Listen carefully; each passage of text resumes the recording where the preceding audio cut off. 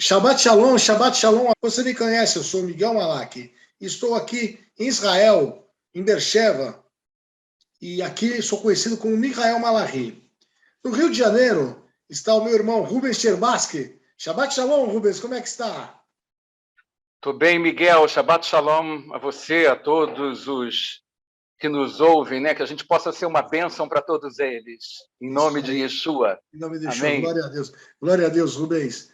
Rubens, hoje Diga. é o 8º dia de Pêssar, então é uma paraxá especial, é a paraxá do 8º dia de Pêssar, né? E ela fica em Devarim, Deuteronômio, paraxá são os 5 primeiros livros da Bíblia, que é conhecida como Torá, né? Que os judeus seguem muito, seria a Torá, né? Os 5 primeiros livros da Bíblia. Está em Deuteronômio 5, 19 até 16, 17. Aí tem a parte da Haftará. A parte da Haftará é a parte dos profetas do Antigo Testamento. É a parte dos profetas, é de um profeta conhecido, muito conhecido nosso, Isaías, que vai de 10:32 até 12:6, tá? A Brit Hadashah, por ser uma paraxá especial de festa, não tem, então fica em aberto para você comentar qualquer parte do Novo Testamento, da Bíblia, que você quiser fazer um link dessas duas porções, tá? Então, com você, os comentários primeiros aí, Rubens. Miguel, os primeiros os primeiros são os últimos e os últimos os primeiros, né? Não tem isso, né?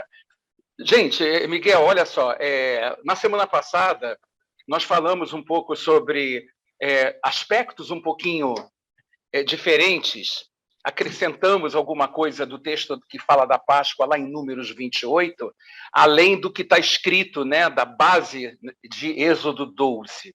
Muito bem, falamos, lembra, quem assistiu deve se lembrar que nós falamos um pouco de 3 ofertas do santuário, 3 ofertas da graça, falamos do holocausto, que é a oferta queimada, falamos da oferta pelo pecado e falamos da oferta de cereais, não é? Que é a oferta de manjares. Foi algo além daquilo que está escrito lá em Êxodo 12. Agora aqui nesse texto de Devarim, no texto de Deuteronômio, tem algo também um pouquinho diferente. Deus vai sempre mostrando algo para a gente meditar e sempre dentro do mesmo contexto que é Pêssar, né? Que é a Páscoa, que nos leva, que é uma alusão ao verdadeiro e único, perfeito Cordeiro de Deus que tira o pecado do mundo, não é? Isso é uma coisa que já está bem mais fácil para todos entenderem, até aqueles que ainda não entregaram, que não reconheceram Jesus como Senhor e Salvador de suas vidas, sabe que ele certamente representa o Cordeiro de Deus que foi profetizado a partir do Pêssar, a partir da Páscoa, que está lá descrito em Êxodo 12. Nesse texto de Deuteronômio, especialmente Deuteronômio 16, de 1 a 8, que fala da Páscoa, que fala de Pêssar, tem algo que me chama muito a atenção. Eu vou fazer um resumo, então, do que eu acho importante nesse texto. Em primeiro lugar, ele diz para nós celebrarmos a festa no mês de Aviv. Não é? Em Êxodo é Nissan e aqui é Aviv. Eu tenho explicação para isso. Vamos lá. Rubens, é o seguinte: Aviv é a palavra hebraica para o mês, tá? Só que como nós ficamos na Babilônia, o calendário hebraico é baseado nos meses da Babilônia. Então tem muitos meses que são entidades, né? Entidades para demônios, né? Que é Tamuz. Então a gente carrega no nosso calendário hoje em dia essas maldições que vêm da Babilônia, né? Nomes, então, entendi. Entendeu? Tá. Mas certo. O nome certo é Aviv, como está na Torá. Em hebraico. Em hebraico. Então o texto diz, não é? Para nós celebrarmos no primeiro mês, ele fala que, veja, ovelhas... Inclusive Aviv quer dizer primavera. Ah, tá vendo? Eu não sabia, realmente não sabia. Mas ovelhas e vacas poderiam ser imolados, não é? Como oferta pela Páscoa, além do cordeiro. E havia uma orientação de que não poderia se comer essa Páscoa num lugar qualquer, mas em um lugar onde o Senhor escolhesse para ali habitar o seu nome, ou seja, num determinado centro de adoração que tivesse o nome dele. O texto continua e diz o seguinte: não comerás pão levedado, não é? Pão com fermento, pão é o hametz que nós conhecemos, mas ele chama aqui, nesse texto, de pão da aflição, porque apressadamente o povo saiu do Egito, numa aflição danada, para que a saída do Egito nunca fosse esquecida por todas as gerações. Então, fermento não poderia também ser achado nesses dias. Aí ele diz que durante 6 dias comerás pães asmos, e no 7º dia haverá solenidade ao Senhor teu Deus. Eu quero lembrar que quando você fala de 8º dia de Pêssar, lembra que você está considerando para serem 8 o dia de Pêssar, da Páscoa, e os 7 dias seguintes, que é considerado a festa dos pães ázimos, ou festa dos pães asmos. Então, 1 mais 7, por isso o 8º dia de Pêssar. Então ele chega aqui no versículo 8 do capítulo 16 de Deuteronômio e diz: durante 6 dias comerás pães asmos, e no 7º dia, ou seja, exatamente esse último dia que você estava falando do nome dessa paraxá, haverá solenidade ao Senhor teu Deus, nenhuma obra farás. Essa frase, haverá solenidade ao Senhor teu Deus, não consta do livro de Números e não consta também em Êxodo 12.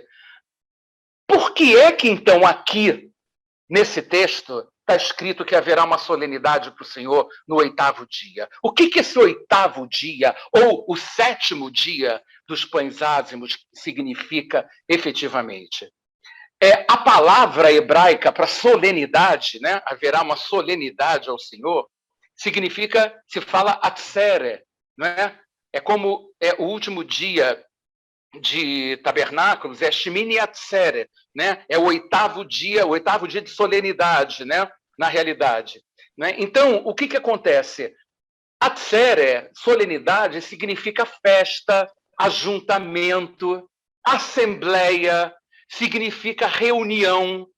Mas então por que, quando eu vejo então o Senhor mostrando esse caráter da festa da Páscoa, então eu sou obrigado efetivamente a ir para o livro de Isaías, que você falou desde o início, Isaías 11, especialmente Isaías 11. Quem tiver a Bíblia pode abrir em Isaías 11 e acompanhar algumas coisas interessantes voltadas então ao 7º dia. E eu vou mostrar por quê. Presta atenção. O texto começa dizendo o seguinte, no capítulo 11. Do tronco de Jessé brotará um rebento, e das suas raízes um renovo frutificará. Esse tronco de Jessé brotará um rebento, certamente do tronco de Jessé fala de Davi, e daí para frente vai falando dos reis até chegar, nós sabemos, do leão da tribo de Judá, não é verdade? Que é o Senhor Jesus. Depois ele diz assim, repousará sobre ele. Olha que coisa interessante, eu vou mostrar aqui para vocês. Olha aqui, irmãos. Presta atenção nessa figura aqui da menorá. Vocês estão vendo? Esse braço que está exatamente do meio, olha o que está escrito no verso 2 do capítulo 11. Repousará o Espírito do Senhor, é exatamente esse braço do meio. Depois vem o Espírito de sabedoria e de inteligência. Depois vem o espírito de conselho e de fortaleza. E depois vem o espírito de conhecimento e do temor do Senhor. Olha o que ele está mostrando aqui em Isaías. Mas eu vou continuar e vou mostrar por que é um dia de solenidade. Eu quero que vocês entendam que tudo que está escrito na Torá aponta para uma realidade, não é? Que se configura no Novo Testamento. A palavra de Deus diz que a lei contém a sombra dos bens futuros. E eu quero mostrar para vocês que bem futuro é esse. Que solenidade é essa que está escrita em Deuteronômio. Eu quero que vocês entendam que quando a palavra de Deus diz dos ázimos, para que a gente viva uma vida sem fermento, ela está falando de 7 dias que representam 7.000 anos, representam 7 milênios, porque 1.000 anos para o Senhor é como um dia. Então ele está dizendo que no momento em que você recebe, que no momento em que você ceia, no momento em que você come do Cordeiro Pascal e bebe do sangue da nova aliança, a vida que você tem que ter, Miguel, é uma vida de santidade. Então, os pães, os ázimos, falam de uma vida santa. Isso significa que toda a sua carreira aqui na Terra deve ser uma vida onde você busca a santidade depois que você foi justificado pelo poder de Deus, pelo sangue do Calvário, pela ressurreição de Cristo. Então, quando você fala em 7 dias, você está falando o seguinte: do ponto que você começou, falamos na semana passada que Nissan, ou Abib, como a gente viu agora, Aviv, é o início, é quando você entregou tua vida nas mãos de Yeshua e começou uma vida nova. Você nasceu em novidade de vida. Então você carrega. É a sua primavera. A sua primavera. Então, o que está acontecendo? Você vem, na verdade, nós sabemos, a grosso modo, na realidade, de Adão até Abraão foram 2 dias, que de Abraão até Yeshua são 2 dias, que de Yeshua até o arrebatamento, vamos considerar assim, são mais 2 dias, e agora você tem mais um dia, que é o reino milenar, ou seja, é o Shabat da terra. Agora eu começo a entender por que é que o Senhor está nos chamando a atenção nesse texto de Deuteronômio, de um dia de solenidade ao Senhor, de um dia de assembleia, de uma atzere, como se fala em hebraico. O que tem de importante nesse reino milenar, que é o Shabat, que é o 7º dia, na realidade? Nós conhecemos o que significa a Shemitah da terra, no sentido da terra que é cultivada. Nós sabemos o Shabat dos dias da semana. Agora eu estou falando de 7 milênios do tempo da terra, onde você já tem 6 dias, o 6º dia está se encerrando e falta pouco para nós começarmos o reino milenar, que começa com a volta do Senhor. A igreja vai ser, não vou entrar em detalhes aqui agora, né, nessa paraxá, mas a igreja vai ser arrebatada. Nós vamos ter o final da profecia de Daniel das 70 semanas, que são 7 anos. O Senhor voltará com os seus santos e com os seus anjos, as nações serão julgadas e depois nós vamos ter um reino milenar até chegar a hora do juízo final. Então, vamos falar agora se realmente esse texto de Isaías diz respeito a isso ou não, conforme você falou a respeito da Haftará. Vamos continuar. Antes só quero fazer um comentário, Rubens, que nessa assembleia, como você coloca, né? Eu quero ser convidado e quero comparecer, eu não quero faltar nessa assembleia, viu? Eu quero ser um participante dessa assembleia nesse 7º milênio aí, viu? Então você tem que fazer só o seguinte: entregar a tua vida como você já entregou nas mãos do Senhor, não é? Santificar a tua vida para que teus ouvidos ouçam o toque, né? O que diz a palavra em 1 Tessalonicenses 4, de 13 a 17?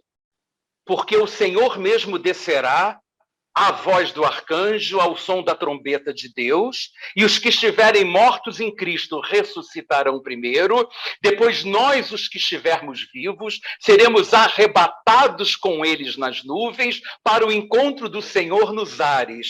Portanto, consolai-vos, estaremos para sempre com o Senhor. Portanto, consolai-vos uns aos outros com essas palavras, não é? E em 1 Coríntios 15, se não me engano, no 52, diz: um mistério vos digo, Paulo falando aos Coríntios, nem todos dormiremos, mas todos seremos transformados. Então, num abrir e piscar de olhos. Então, para você participar disso, você tem que subir como a noiva, você vai subir como a noiva, você vai receber teus galardões, Miguel, em nome de Jesus, receber teus galardões, não é verdade? Você vai casar com o Cordeiro, porque você é noiva, como eu também sou noiva, quero ser noiva, na verdade, e depois, no final, nós vamos voltar com o Senhor para reinar com Ele durante o reino milenar. Então, esse é o caminho que nós temos que trilhar.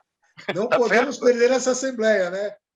Não, essa assembleia é imperdível, não tem como. E aí a gente pode ver no restante aqui, a partir do verso 3 de Isaías 12, que diz assim: deleitar-se-á no temor do Senhor, não julgará segundo a vista dos seus olhos, nem repreenderá segundo o ouvir dos seus ouvidos, mas julgará com justiça os pobres, falando de Jesus Cristo, e repreenderá com equidade os mansos da terra, repreenderá com equidade, ferirá a terra com a vara da sua boca. Olha que coisa linda você lê, isso está escrito em Isaías, está dizendo que ele ferirá a terra com a vara da sua boca. Agora eu quero ler um texto rapidamente para vocês, irmãos, que está em 2 Tessalonicenses, no capítulo 2, né, no verso 8, que diz o seguinte: e então será revelado o iníquo, falando do anticristo, a quem o Senhor desfará pelo sopro da sua boca e aniquilará pelo esplendor da sua vinda. Olha que cumprimento da profecia que a gente viu em Isaías, que foi escrito 750 anos antes de Cristo. Aí vem a partir do verso... Eu faço um comentário aqui, eu não sei se você concorda comigo. O Isaías é um dos melhores evangelhos que tem, né? Ele é um evangelho antecipado, vamos dizer. Ele é a boa nova antecipada. Exatamente. Não deixa de ser, porque ele avisa tudo, né, com antecedência, né? Então ele diz no verso 5, Miguel: a justiça será o cinto dos seus lombos e a verdade o cinto dos seus rins. Agora presta atenção no verso 6 e veja como é que isso diz respeito ao reino milenar. Morará o lobo com o cordeiro, e o leopardo com o cabrito se deitará. O bezerro e o filho do leão e o animal cevado viverão juntos, e um menino pequeno os guiará. Já imaginou um menino brincando com o leão como se fosse um cãozinho? Verso 7. A vaca e a ursa pastarão juntas. Seus filhos juntos se deitarão, e o leão comerá palha, como o boi. Ou seja, não é mais carnívoro, ele virou vegano agora, o leão. O 8 diz: brincará a criança de peito sobre a toca da áspide, e o já desmamado meterá a mão na cova do basilisco. Verso 9, como é que fala do milênio? Não se fará mal, nem dano algum em todo o monte da minha santidade, pois a terra se encherá do conhecimento do Senhor, como as águas cobrem o mar. Você quer ver uma coisa, Miguel? Eu vou parar agora em Isaías. Vou voltar um instante em Isaías no capítulo 2. E diz assim, prestem atenção, porque ele está falando aqui, não é? Que não se fará mal nem dano algum em todo o monte da minha santidade. Que monte é esse? Onde está esse monte da santidade do Senhor para o reino milenar? Vamos a Isaías 2, no verso 2. Nos últimos dias se firmará o monte da casa do Senhor no cume dos montes, e se engrandecerá por cima dos outeiros. Concorrerão a ele todas as nações. Virão muitos povos e dirão: vinde, subamos ao monte do Senhor, à casa do Deus de Jacó. Ele nos ensinará o que concerne aos seus caminhos, para que andemos nas suas veredas. Que mitzion tetzeitorá, Udbar Asher Mirushalayim. De Sião sairá a lei, e de Jerusalém a palavra que vem do Senhor. Então, olha como é que Isaías fala. Esse é o ajuntamento solene, porque a igreja estará totalmente glorificada, na verdade, e aqueles que ficarem aqui ainda servirão ao Senhor como, na verdade, um reino sacerdotal. Eu estou contando um mistério, são dois povos. Você quer ver como é que são dois povos? Vamos abrir a palavra, então, para completar o texto de Isaías, lá em Zacarias 8. Abram a palavra, é o penúltimo livro do Tanar, né? Zacarias, no capítulo 8. Quem conseguiu abrir a partir do verso 22, diz assim: assim virão muitos povos, lembra que nós lemos isso lá em Isaías 2? E poderosas nações buscar em Jerusalém o Senhor dos exércitos e suplicar a bênção do Senhor. Assim diz o Senhor dos exércitos: naquele dia pegarão 10 homens de todas as línguas das nações, pegarão sim nas orlas das vestes de um judeu, dizendo: iremos convosco, porque temos ouvido que Deus está convosco. Isso, sem entrar em detalhes maiores agora, é o sacerdócio de Zadok, não é? É o sacerdócio do Antigo Testamento que permaneceu fiel ao Senhor. Não o sacerdócio que foi para Anás, para Caifás, para aqueles sacerdotes que se deixaram corromper. Mas quando você lê e estuda, você vai ver que existe um sacerdócio de Zadok. Judeus, né, na verdade, cumprirão tudo aquilo que precisa ser cumprido, inclusive no reino milenar, mas só que juntamente com uma igreja que já foi glorificada. Você vai dizer: irmão, da onde você está tirando isso? Eu tenho um livro, você pode estudar nele, você pode ver pelos textos que existe no reino milenar pessoas que ainda se casam e vão se dar em casamento, só que vão viver de 100 anos, como diz a palavra. E existe aqueles que já foram glorificados, cuja morte não terá mais acesso. Então, isto é o ajuntamento solene, Miguel. Então, todo investimento que a gente pode fazer na nossa vida hoje é pela santificação, santificação pela fé, santificação pela palavra. A Bíblia diz que a tua palavra é a verdade. Santifica-os na verdade e a tua palavra é a verdade. Você se santifica quando você ora em oração, porque quando você ora a Deus, você está em contato, na verdade, com o altar do incenso que está nos céus. Antes da tua oração subir, Deus já deu a resposta para você. Você é santificado quando você adora a Deus, quando você está em espírito de adoração, porque ele disse que continua à procura daqueles que o adorem em espírito e em verdade. Está lá em João 4. Então, na realidade, você precisa, meu irmão e minha irmã, essa mensagem é para 2 tipos de youtubers que estão nos ouvindo, Miguel. O primeiro é aquele que já tem Yeshua no coração. Entenda que nós precisamos, para que nós tenhamos essa visão do reino milenar, para que nós tenhamos a visão do arrebatamento da igreja, para que nós tenhamos essa visão da graça de Deus, nós temos que estudar e cair dentro das cartas de Paulo, das cartas de João, das cartas de Pedro, da carta aos Hebreus, não é na verdade? Em todas elas onde existe uma nova lei, a lei do espírito de vida e não a lei da Torá. A Torá cumpriu seu papel,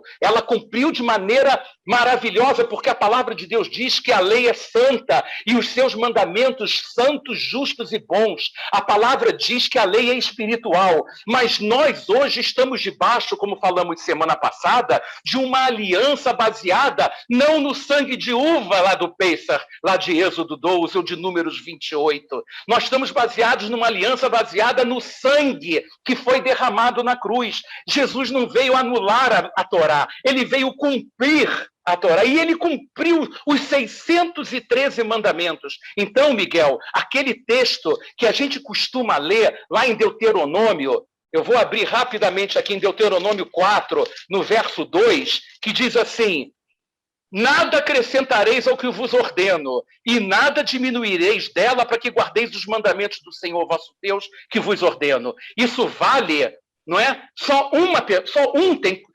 autoridade para mudar qualquer coisa aqui, que é o próprio Deus. Só ele tem autoridade para mudar. E o que ele está dizendo aqui é o seguinte: eu te dei 613 mandamentos.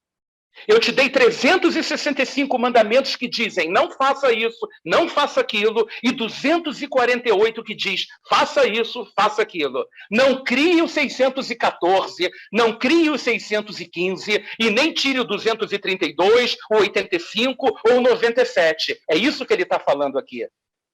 Mas a gente precisa entender que o fim da lei está na cruz do Calvário, é Cristo. Isso está em Romanos 10, no verso 4. Isso precisa ser entendido para que a gente possa desfrutar, na verdade, das bênçãos, das promessas e da herança que nos está prometida, na verdade, desde Abraão. Ele falou, enquanto descendente, Zerá, em hebraico, não chegar, só para concluir, enquanto Zerá não vier, vocês vão ficar debaixo dessa Torá, vão ficar debaixo da lei. Mas no momento em que o descendente veio, agora você tem que dizer, Torá, obrigado, porque nós vamos ter um carinho enorme para sempre, porque você cumpriu o teu papel. Percebe? E você sabe de uma coisa, Miguel? Uma vez me perguntaram, só para completar, uma vez me perguntaram assim, escuta, a gente vai ter que ficar cumprindo, não cumprindo a lei e tudo mais? Isso é uma dúvida que tem gerado até discussões, sabe, entre irmãos, não é, que já aceitaram Jesus como Messias. E eu quero dizer uma coisa para você, Miguel, que é o seguinte, eu disse que só Jesus, que é Deus, pode mudar uma lei. Aí eu dei o seguinte exemplo. Jesus, para tirar essa dúvida, ele falou o seguinte para alguns judeus. Ouvistes o que foi dito, olho por olho e dente por dente. Isso está lá em Levítico 24, né? Em outras passagens também da Torá. Eu, porém, vos digo que se alguém te dá um soco no lado direito da tua face, você oferece o outro. Né? Se você chegar, né, na verdade, e alguém faz alguma coisa que está na lei, não é dizendo como olho por olho, dente por dente, eu te digo, amai os vossos inimigos e abençoai os que vos perseguem. Então, para você, Miguel, eu vou fazer essa pergunta. Você vai seguir o olho por olho, dente por dente, ou vai amar os inimigos e abençoar os que te perseguem? Olha, Rubem, eu vou falar que é uma coisa muito difícil ainda nessa nossa capa aqui ainda, né? Mas que realmente a gente está buscando a estatura do varão perfeito, que é o que Yeshua faria, né? Então, como Paulo diz, sede meus imitadores, como eu sou de Cristo. Então, a gente não precisa ter medo de assumir aquilo que nos foi revelado. Cristo em vós, a esperança da glória. É isso que eu quero que você entenda. Mas que às vezes é difícil, né?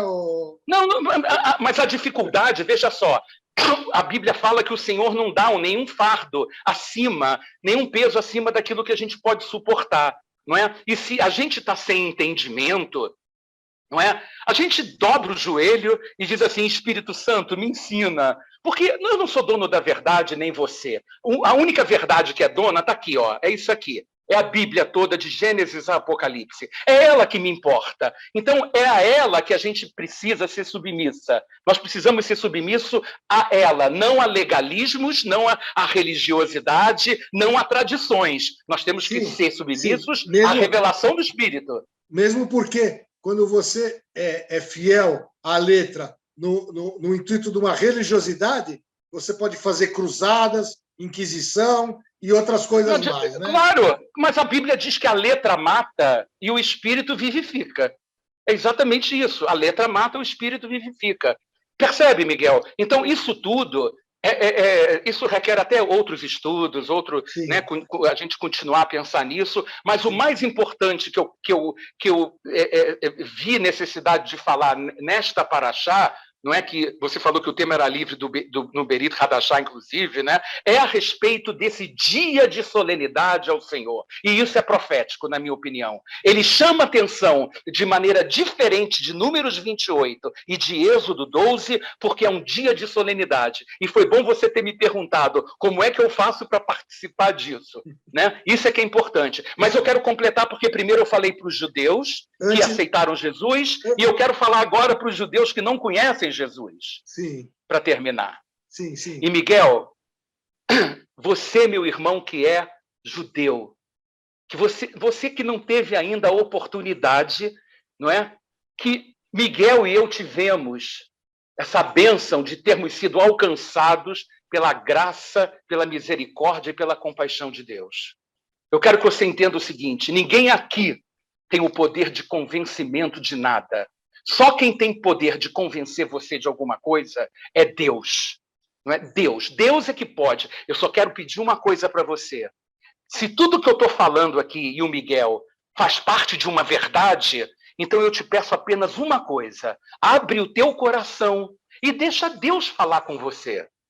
Se você acha que o que nós estamos falando aqui é uma mentira, então você fecha o teu coração. Mas eu te aconselho a uma coisa: como a vida eterna é algo muito sério, porque aquele que não viver a eternidade junto de Deus vai viver uma eternidade afastada dele. E afastada dele, eu quero dizer para você que, segundo a palavra, é inferno. E eu não quero que você fique lá. Eu não quero que você passe a eternidade lá. De lá não tem saída, como do céu também não tem saída. Então, o que eu quero falar para você é: dê uma chance para o Deus de Israel falar com você, que ele é santo e que ele tem uma casa preparada para você viver a eternidade junto dele. Muito bem, É bem isso, falado, benitas palavras, né? Hazak Baruch, né? Como a gente falava. Hazak Baruch. Só para completar, eu queria um comentário seu também, Rubens, que você tinha comentado antes da gente gravar, você tinha feito um comentário sobre que a Paraxá começava com a questão da primogenitura dos animais, né? E você falou, Sim. não sei o quê. Mas eu queria falar com você assim, que pode ter a ver alguma coisa com o Cordeiro de Deus, porque ele é o unigênito que se transforma em primogênito. No Calvário ele se transforma no primogênito. Ele foi o unigênito, ele foi o único unigênito. De todos nós, ele é o único unigênito. E é o primogênito dos mortos. E é o primogênito dos mortos. Com certeza. Então, muito bem lembrado. Verdade. É isso que eu verdade. queria... Tem razão. Você tinha falado, tem essa questão, né? Não, porque, na verdade, o meu foco estava em completar a semana passada nos textos diferentes que se complementam de Pêssar, da Páscoa propriamente. Mas foi muito bem lembrado o que você falou, realmente. Perfeito. Não é? Perfeito. Então, Rubens, Hag Pêssar Sameia.